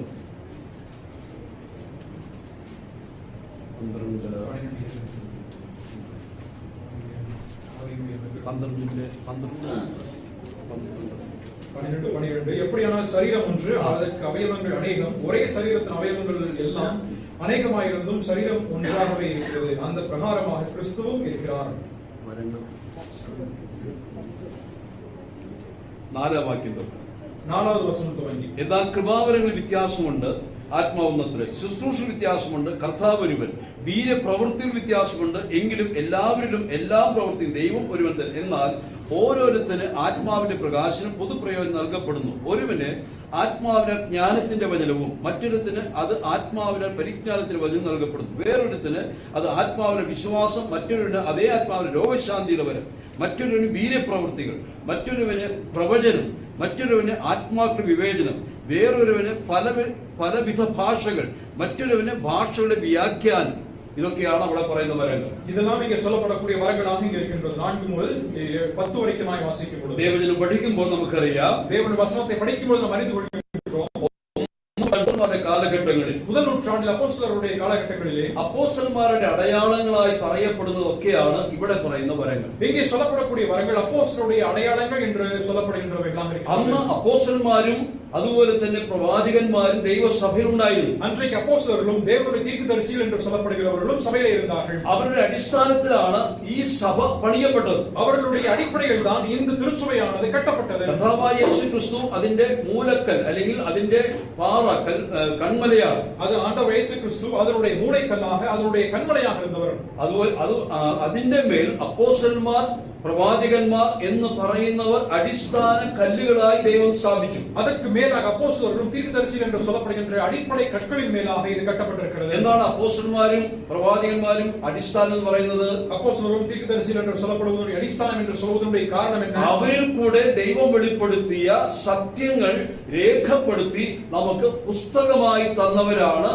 ഈ അപ്പോസ്തലന്മാരും പ്രവാചകന്മാരും. அவர்கள் மூலமாக எழுதி கொடுக்கப்பட்டிருக்கக்கூடிய விஷயம் தான் இந்த புத்தகமாக அவர்கள் இந்த அப்போஸ்தலரும் தீர்க்கதரிசிகளும் எழுதி கொடுத்திருக்கிறார்கள். അപ്പോ ഈ പുസ്തകം പൂർണ്ണമായതോടെ, ஆகவே இந்த புத்தகம் பூர்ணமாக மாறின பின்பதாக, മത്തായി മുതൽ വെളിപ്പാട് വരെയുള്ള പുസ്തകം പൂർണ്ണമായതോടെ, மத்தேயு துவங்கி வெளிப்படுத்தின விசேஷம் வரைக்குமாக புத்தகம் பூர்ணம் அடைந்த பின்பு അപ്പോസ്തലന്മാരുടെയും പ്രവാചകന്മാരുടെയും കാലം കഴിഞ്ഞു. அப்போஸ்தலர்கள் தீர்க்கதரிசிகளுடைய காலம் முடிவடைந்து விட்டது. അതിന് മുകളിലാണ് ഇപ്പോൾ സഭ പണിതുകൊണ്ട് വരപ്പെടുന്നത്. அதற்கு மேல் தான் இப்பொழுது இருக்கக்கூடிய சபை கட்டப்பட்டு வருகின்றது. അതുകൊണ്ട് ദൈവസഭയിൽ ഇപ്പോൾ അന്യഭാഷയുണ്ടോ? ஆகவே இப்பொழுது தேவனுடைய சபையில் அந்நிய பாஷை உண்டா? இன்னைக்கு പ്രത്യേക ഒരാൾക്ക് സൗഖ്യമാക്കാനുള്ള കൃപാവരമുണ്ടോ? இன்றைக்கு பிரத்யேகமாக ஒரு குறிப்பிட்ட தனி நபருக்கு சுகமளிக்கின்ற வரம் இருக்கின்றதா? രോഗികൾക്ക് വേണ്ടി നാം പ്രാർത്ഥിക്കുന്നു, സുഖീനപ്പെട്ടവർക്കാണ് നാം ജപിக்கிறோம். എന്നാൽ ഈ സഭയിൽ ഇപ്പോൾ ജോസഫ് രാജൻ പോയി പ്രാർത്ഥിച്ചാൽ ഉടനെ ആ രോഗം സൗഖ്യമാകുമെന്ന് ഒരു വരം എനിക്കുണ്ടോ? ஆனால் இன்றைக்கு சகோதரர் ஜோசப் ராஜன் சென்று ஒருவருக்கு ஜெபித்தால் அவர் சுகமளிக்கப்படுவார் என்பதற்கு அவர் வரம் கொடுக்கப்பட்டிருக்கிறதா? അതുപോലെ നാളെ മഴ പെയ്യത്തില്ല എന്ന് പറയുവാനുള്ള പ്രവചനവരം എനിക്കുണ്ടോ? அல்லது நாளைக்கு மழை பெய்யாது என்று சொல்லக்கூடிய தீர்க்கதரிசன வரம் எனக்கு இருக்கின்றதா? ഈ വരങ്ങളൊക്കെ നിന്നുപോയ വരങ്ങളാണ്. இந்த வரங்கள் எல்லாம் நின்று போன ഇത് എവിടെ വായിക്കുന്നത്? இதை எங்கே நாம் வாசிக்கின்றோம்? 1 കൊരിന്ത്യർ 13-ാം അധ്യായത്തിന്റെ 8, 9, 10 വാക്യങ്ങളിലാണ്. 1 கொரிந்தியர் 13-ாம் அதிகாரம் 8, 9, 10 வசனங்களிலே நாம் ഇത് வாசிக்கின்றோம். 1-ാം നൂറ്റാണ്ടിൽ ഉണ്ടായിരുന്നു. இது முதல் நூற்றாண்டிலே இருந்தது. അപ്പോസ്തലന്മാർ പ്രവാചകന്മാരുടെ കാലത്തുണ്ടായിരുന്നു. அப்போஸ்தலர்கள் தீர்க்கதரிசிகளுடைய காலகட்டங்களிலே இவைகள் இருந்தது. അതിനുശേഷം அதன் பின்பதாக ഈ 3 വരങ്ങളും നിന്നുപോയി. இந்த 3 வரங்களும் நின்று போய்விட்டது. അന്യഭാഷാവരം, அந்நிய பாஷை வரம், അടുത്തതായിട്ട് അറിവ് വരം, அடுத்ததாக இருக்கின்ற அறிவு வரம், ஞான പ്രവചന വരം, தீர்க்கதரிசன ഈ வரம். 3 വരങ്ങളും നിന്നുപോയി. இந்த 3 வரங்களும் நின்று എന്താ போய்விட்டது. നിന്നുപോയത്? எதிரே நின்று போனது. അത് എന്തിനു വേണ്ടി കൊടുക്കപ്പെട്ടുവോ எதற்காக கொடுக்கப்பட்டதோ അതിന്റെ ആവശ്യം നിറവേറി കഴിഞ്ഞു. அதனுடைய அவசியம் நிறைவேற்றப்பட்டாயிற்று. എന്തിനു വേണ്ടിയാണ് കൊടുക്കപ്പെട്ടത്? எதற்காக கொடுக்கப்பட்டது? ദൈവ സത്യങ്ങൾ സഭയ്ക്ക് നൽകുവാൻ പുസ്തകമുണ്ടാക്കണം. അതിനായിരുന്നു ഈ 3 വരങ്ങൾ കൊടുത്തത്. தேவனுடைய சத்தியங்கள் புத்தக வடிவாக மாற்றப்பட வேண்டும் என்பதற்காக இந்த குறிப்பிட்ட வரங்கள் கொடுக்கப்பட்டிருந்தது. അന്യഭാഷയിൽ പറഞ്ഞവർ ദൈവിക സത്യങ്ങൾ മാർമിക സഭയ്ക്ക് വെളിപ്പെടുത്തിയത്. அந்நிய பாஷையை பேசினவர்கள் தெய்வீகமான சத்தியங்களை தேவனுடைய சபைக்கு அவர்கள் போதித்தார்கள். പ്രവചനപരമുള്ളവർ ദൈവിക സത്യങ്ങളാണ് സഭയ്ക്ക് കൊടുത്തത്. தீர்க்கதரிசன வரமுடையவர்கள் தேவனுடைய சத்தியங்களை திருச்சபைக்கு போதித்தார்கள். അതുപോലെ ജ്ഞാനപരം അല്ലെങ്കിൽ അറിവുപരമുള്ളവർ അറിവ് നിമിത്തം ദൈവവചനം പഠിപ്പിക്കും. அதுபோல ஞான வரம் பெற்றவர்கள் தேவனுடைய ஞானத்தினாலே அவர்கள் தேவனுடைய திருச்சபைக்கு ஞானத்தை கற்றுக் கொடுத்தார்கள். Finally, it has been compiled as a book that's called the New Testament. இறுதியாக அது முழுமையுமாக புதிய ஏற்பாடு என்ற வடிவிலே அது உருமாறியது. എന്നാൽ ഇപ്പോഴൊക്കെ ഉള്ള പ്രശ്നം എന്ന് നമുക്കറിയാം. ஆனால் இப்பொழுது நாம் இருக்கக்கூடிய பிரச்சனை என்று நமக்கு ഇപ്പോൾ தெரியும். ഫാൻ ഓടിക്കൊണ്ടിരിക്കുന്നു. இப்பொழுது இந்த ஃபேன் ஓடிக்கொண்டிருக்கிறது. കറണ്ട് പോയാലും மின்சாரம் போனாலும் എന്ത് സംഭവിക്കും? என்ன நடக்கும்? അത് ബ്രേക്ക് ഇട്ട് നിൽക്കുമോ? அது பிரேக் എന്ത് ചെയ്യും? நிக்குமா?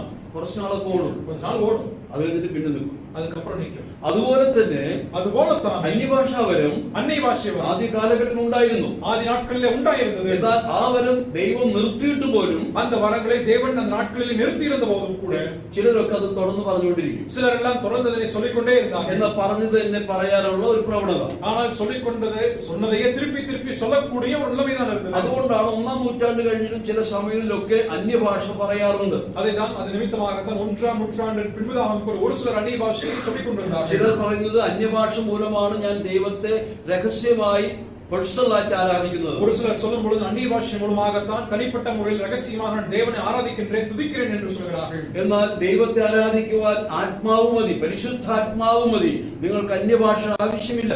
தேவனை நீங்கள் துதிப்பதற்கும் ஆராதிப்பதற்கும் ஆவியானவர் போதுமே என்று உங்களுக்கு அந்நிய பாஷை அவசியம் அல்ல. ചിലരൊക്കെ പറയുന്നത് അന്യഭാഷയ്ക്ക് വലിയ ശക്തിയുണ്ട്, அந்நிய பாஷைக்கு மிகப்பெரிய வல்லமை உண்டு என்று அவர்கள் ஒரு சிலர் എന്ന് சொல்கிறார்கள். പറഞ്ഞാൽ ആ ഭാഷയിൽ പറഞ്ഞാലേ ദൈവദൂതന്മാർക്കും ദൈവത്തിനും മനസ്സിലാകത്തുള്ളൂ. ஏனென்றால் அந்த பாஷையை நான் பேசினால் மட்டும்தான் தேவனுக்கும் தேவ தூதர்களுக்கும் அது புரிய வரும் என்கிறார்கள். മറ്റൊന്ന് ആ ഭാഷയിൽ പറഞ്ഞാൽ പിശാചിന് മനസ്സിലാകത്തില്ല. அது மட்டுமல்ல அந்த பாஷையிலே பேசினால் பிசாசுக்கும் அது புரியாது என்று சொல்கிறார்கள். നമുക്ക് തന്നെ മനസ്സിലാകത്തില്ല, പിന്നെ പിശാചിന് മനസ്സിലാകും. அது நமக்கே புரியல, அவர் எப்படி பிசாசுக்கு புரியும்? അപ്പൊ ഈ അന്യഭാഷ എന്നുള്ളത് അനേകർ അറിയാത്തത് കൊണ്ടാണ് പറയുന്നത്. அந்நிய பாஷை என்று சொல்லும் பொழுது அநேகருக்கும் இதனை புரியாமல் பேசிக் അത് கொண்டிருக்கிறார்கள். അവർ പരിശീലിച്ചതുകൊണ്ട് അതിന് പുറപ്പെട്ടു വരും. அதை அவர்கள் ശീലിച്ചത് வழக்கத்து நிமித்தமாக அவர்கள் அதை பேசிக் கொண்டே இருக்கிறார்கள். അതുകൊണ്ട് ഭാഷാവരങ്ങളെ നമുക്ക് ഇന്ന് ഒഴിവാക്കാം. ஆகவே அந்நிய பாஷையினுடைய வரங்களை இன்றோடு நாம் நிறுத்தி விடலாம். പ്രവചന വരത്തെ ഒഴിവാക്കാം. தீர்க்க தரிசன வரங்கள் நின்று போய்விட்டது. അതുപോലെയുള്ള അറിവ് വരത്തെ ഒഴിവാക്കാം. അതുപോലെ ஞானத்தினுடைய வரமும் அங்கே நின்று போய்விட்டது. പക്ഷേ നാം ഉപയോഗിക്കേണ്ടുന്ന വരങ്ങളാണ് ഇവിടെ പറയുന്നത്. ஆனால் நாம் உபயோகிக்கப்படுத்த வேண்டிய வரங்கள் தான் இங்கே சொல்லப்பட்டிருக்கிறது. പലർക്കും ഈ സ്പെക്ടാക്കുലർ ഗിഫ്റ്റ്സ് എന്ന് പറഞ്ഞാൽ കാഴ്ചയിൽ ഭയങ്കര ഗ്ലിറ്ററസായിരിക്കുന്ന ഗിഫ്റ്റ്സ് ആണ് ഇന്നും ആഗ്രഹിക്കുന്നത്. இன்றைக்கும் அநேகரை பார்க்கும் பொழுது பார்வைக்கு அதிக பிரகாசமாக விளரக்கூடிய நிலையில் இருக்கக்கூடிய வரங்களை தான் அவர்கள் எதிர்பார்க்கிறார்கள். അതുകൊണ്ടാണ് നാം ഈ വരങ്ങളെ രണ്ടായി വിഭജിച്ചിരിക്കുന്നത്. அது நிமித்தமாகத்தான் அந்த வரங்களை நாம் இரண்டாக பிரித்திருக்கிறோம். ഒന്ന് ആ വരങ്ങളെ സൈൻ ഗിഫ്റ്റ്സ് എന്നും മറ്റു വരങ്ങളെ സർവീസ് ഗിഫ്റ്റ് എന്നും നാം പറയാറുണ്ട്. ஆக முதல் பிரிவில் வரக்கூடிய வரங்களை அடையாள வரங்கள் என்றும் இரண்டாம் பிரிவில் வரக்கூடிய வரங்களை அது பணிவிடை வரங்கள் என்றும் சொல்லப்படுகின்றது. അടയാള വരങ്ങൾ അല്ലെങ്കിൽ ആ സൈൻ ഗിഫ്റ്റ്സ് 1-ാം നൂറ്റാണ്ടിൽ ദൈവപുസ്തകം എഴുതി ലഭിച്ചതോടുകൂടെ സൈൻ ഗിഫ്റ്റ്സ് ഭൂമിയിൽ നിന്ന് അപ്രത്യക്ഷമായി. இங்கே அடையாள வரங்கள் என்று சொல்லப்படுகின்ற வரங்கள் வேதவசனம் எழுதப்பட்டு முடிவடைந்த பின்பதாக அந்த பூமியை விட்டு அது ஒழிந்து போய்விட்டது. എന്നാൽ service gift it still continuous. ஆனால் பணிவிடை வரங்கள் என்று சொல்லப்படுகின்ற வரங்கள் இன்றும் தொடர்ந்து நிலைபெற்று So வருகிறது. we believe in the cessation of some gifts, spectacular gifts or sign gifts, but we believe in the continuation of the service gift. ஆனால் அடையாள வரங்கள் என்று சொல்லப்படக்கூடிய இந்த பார்வையில தென்படக்கூடிய இந்த வரங்கள் எல்லாவற்றுமே அது ஒரு காலத்தில் அது நின்று போய்விட்டது என்றும் பணிவிடை வரங்கள் இன்றும் தொடர்ந்து நிலைபெற்று வருகிறது என்பதை இதன் மூலமாக ഒരു വാക്യം കൂടെ വായിച്ച് ഞാൻ അവസാനിപ്പിക്കും. இன்னும் ஒரு வார்த்தையை கூட நான் வாசித்து நான் நிறுத்த விரும்புகிறேன். അത് 12-ാം അധ്യായത്തിന്റെ 6-ാം വാക്യം. 12வது வசனத்தின் அதிகாரத்தினுடைய 6வது வசனம். ரோமர் 12ஆம் அதிகாரம் 6வது வசனம். நமக்கு அருளப்பட்ட கிருபையின்படியே நாம் வெவ்வேறான வரங்கள் உள்ளவர்களானபடியினாலே நம்மில் தீர்க்க தரிசனம் சொல்லுகிற வரத்தை உடையவன் விசுவாச பிரமாணத்திற்கு ஏற்றதாக சொல்ல கடவன். ചോദിക്കും, നിങ്ങളൊക്കെ പറഞ്ഞ് പ്രവചനമില്ല എന്ന്. தீர்க்க தரிசனம் இல்லைன்னு சொல்லி நீங்க தானே சொன்னீங்க அப்படின்னு கேட்கலாம். ഇവിടെ പറയുന്നത് എന്തുവാ? இங்க சொல்லப்படுவது என்ன? ഒരുവൻ പ്രവചനം പറയുന്നുവെങ്കിൽ ஒருவன் தீர்க்க தரிசனம் சொல்வானே ஆனால் എങ്ങനെ പറയണം? எப்படி சொல்ல வேண்டும்? ഉറങ്ങുന്നവര് പറയണം, தூங்குகிறவர்கள் சொல்லலாம். என்ன வாசித்தோம்? நாம் விசுவாச பிரமாணத்துக்கு ஏற்றதாக വിശ്വാസ പ്രമാണം. പ്രവചനം പറയുന്നവൻ தீர்க்க தரிசனம் சொல்பவன் വിശ്വാസ പ്രമാണത്തിന് അനുസരിച്ച് പറയണം. விசுவாச பிரமாணத்துக்கு ஏற்றதாக அவன் சொல்ல வேண்டும். ഇത് ആദ്യത്തെ കൃപാവരമാണ്. இது முதல் கிருபை வரமாக இங்கே പ്രവചനം എന്നുള്ള കൃപാവരത്തെ കുറിച്ചാണ് പറയുന്നത്. தீர்க்க தரிசனம் என்ற கிருபை வரத்தை பற்றி சொல்லப்படுகிறது. പക്ഷേ പ്രവചനവരം നിന്നുപോയില്ലേ? ஆனால் தீர்க்க தரிசன வரம் நின்று போய்விட்டதல்லவா? എന്നാൽ ഇവിടെ പറയുന്ന പ്രവചനം എന്താ? ஆனால் இங்கே சொல்லப்படுகின்ற தீர்க்க தரிசனம் പ്രവചനം എന്ന് പറയുന്ന വാക്ക് தீர்க்க தரிசனம் என்று சொல்லப்படுகின்ற രണ്ട് അർത്ഥം അതിലുണ്ട്. இரண்டு அர்த்தம் அதற்கு உண்டு. ഒന്ന്, ஒன்று കഴിഞ്ഞ നാളുകളിൽ മറന്നുപോയവയെ വീണ്ടും ഓർമ്മയിൽ കൊണ്ടുവന്ന് പറയുക. கடந்த நாட்களிலே மறந்து போனவற்றை மீண்டுமாக நினைவுபடுத்தக்கூடியவைகளாக இருக்கின்றது. 2 വരാനിരിക്കുന്നവയെ മുമ്പ് കൂട്ടി പറഞ്ഞ് ഓർമ്മപ്പെടുത്തുക. வரப்போகின்றவைகளை முன்கூட்டியே நினைவுபடுத்தி ஞாபகப்படுத்துவது. പ്രവാചകന്മാർ വരും ഭാവിയെ പ്രവചിക്കുന്നവരല്ല. இங்கே தீர்க்கதரிசிகள் வரப்போகின்றவற்றை முன்கூட்டி அவர்கள் தீர்க்கதரிசனம் சொல்பவர்கள் அல்ல. അവർ ജ്യോത്സ്യന്മാരും ഒന്നുമല്ല. அவர்கள் ஜோசியர்கள் அல்ல. അവർ എങ്ങനെയുള്ളവരായിരുന്നു? அவர்கள் எப்படிப்பட்டவர்கள்? ദൈവവചനത്തിന് എഡിഫിക്കേഷൻ കൊടുക്കുവാൻ, தேவனுடைய ஜனத்துக்கு பக்திவிருத்தி ஏற்படுத்தும் வண்ணமாக കടന്ന കാലങ്ങളിൽ മറന്നുപോയവയെ അവർ ഓർപ്പിക്കും. கடந்த நாட்களிலே மறந்து போனவற்றை நினைவுபடுத்தினார்கள். വരാനുള്ളവയെ ഓർപ്പിക്കും. இனிமேல் வரப்போகின்றவற்றை நினைவுபடுத்துவார்கள். അപ്പോൾ telling forth and forth telling എന്ന് പറയാം. ஆகவே இனிமேல் forth telling and telling forth, கடந்தவற்றை சொல்வதும் அதை முன்கூட்டி நடைபெறப்போவற்றை சொல்வதும். അപ്പൊ ഇന്നുള്ള പ്രവചനം എന്ന് പറയുന്നത് എന്തുവാ? ஆகவே இன்றைக்கு இருக்கக்கூடிய தீர்க்கதரிசனம் என்று சொல்வது என்ன? ഞാൻ ചെയ്യുന്ന ശുശ്രൂഷയാണ്. நான் இன்றைக்கு செய்யக்கூடிய ஊழியமாக ദൈവവചനത്തെ പറയുക, தேவனுடைய வசனத்தை சொல்வது. അതാണ് ആദ്യത്തെ വരം. அதுதான் முதலாவது சொல்லப்பட்ட ആ വരം എന്തിനു വേണ്ടിയാ? அந்த வரம் எதற்காக?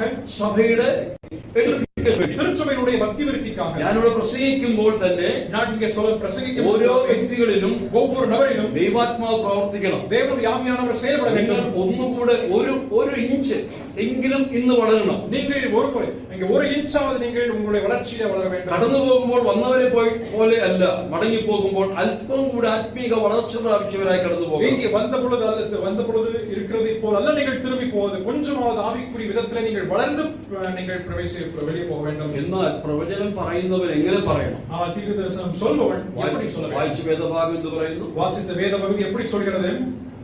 അതുകൊണ്ട് നിങ്ങൾ ഓർമ്മിപ്പിക്കുകയാണ്.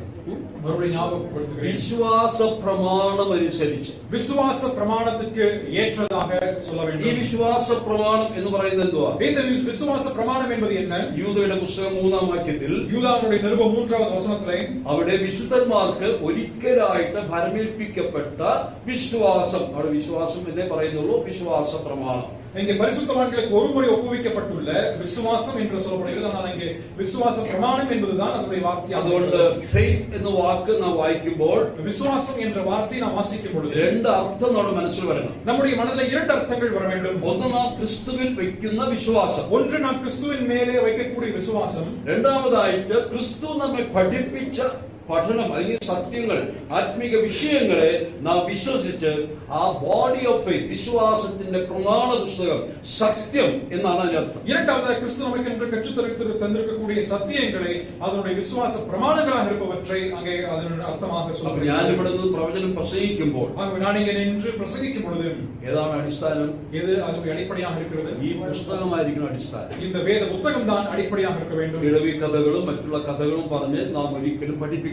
கிழவி கதைகளை, மற்ற கதைகள் எல்லாம் சொல்லிக் കൊടുത്ത് நாம் அதனை படிப்பிக்க வேண்டிய ദൈവവചനത്തിന്റെ അടിസ്ഥാനം ആധാരമായിരിക്കണം വചനം പഠിപ്പിക്കുന്നവരുടെ ഏറ്റവും കാതലായ വിഷയം. இங்கே தேவனுடைய வசனத்தை கற்று தருவதுதான், அங்கே வசனத்தை கற்று தருபவர்களுக்கு மிக அதிக உன்னதமான மேன்மையான விஷயமாக இருக்க வேண்டும். പ്രസംഗിക്കണമെങ്കിൽ എന്ത് ഞാൻ ചെയ്യണം? ஆகவே இங்கே இருந்து பிரசங்கிக்கணும்னு நான் என்ன பண்ணணும்? വിശ്വാസ പ്രമാണം പഠിക്കണം. விசுவாச பிரமாணத்தை கற்றுக்கொள்ள வேண்டும். ദൈവവചനം ആഴമായി ഇന്ന് ധ്യാനിക്കണം. தேவனுடைய வசனத்தை ஆழமாக இருந்து தியானிக்க வேண்டும். അതിന് നേരം മെനക്കെടണം. அதற்கு நேரத்தை நாம் செலவிட வேண்டும். വചനത്തെ പഠിച്ച് ജീവിതത്തിൽ പ്രായോഗികമാക്കുന്നവർ ഇവിടെ കടന്നു വന്ന് ഇതിന്റെ മുമ്പിൽ നിന്നുകൊണ്ട് ദൈവവചനം ഘോഷിക്കുവാൻ അവകാശമുള്ളവർ. இங்கே தேவனுடைய வசனத்தை நேரமிட்டு செலவிட்டு தியானிக்கிறவர்கள், அதனை கைக்கொண்டு நிற்பவர்கள் இங்கே வந்து நின்று தேவனுடைய வசனத்தை பிரசங்கிக்க வேண்டும். നാം തുടർന്ന് കൃപാവരങ്ങളെ കുറിച്ച് പഠിക്കാം. நாம் தொடர்ந்து கிருபை வரங்களை குறிப்பிட்டு நாம் படிப்போம். നമുക്ക് പ്രാർത്ഥിച്ച് അവസാനം நாம் ஜெபித்து நிறைவு செய்யலாம்.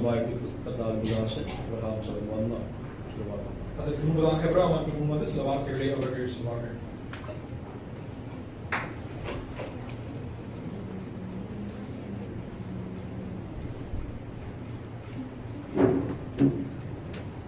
Praise the Lord. Praise the Lord. I stand here with gratitude and thanks for every one of you who joined me in the past few days. கடந்த சில நாட்களாக என்னுடைய கூட சேர்ந்து நின்ற அனைவருக்கும் என்னுடைய நன்றியையும் நன்றி பெருக்கான இதயத்துடன் வணங்குகிறேன். Praise God for my God who supported me, helped me in these days. இந்த நாட்களிலே எனக்கு உதவி செய்த தேவனாகிய கர்த்தருக்கும் எனது நன்றியை தெரிவிக்கிறேன். He was standing by my side. அவர் என் பட்சத்தில் நின்றார். And I could see everything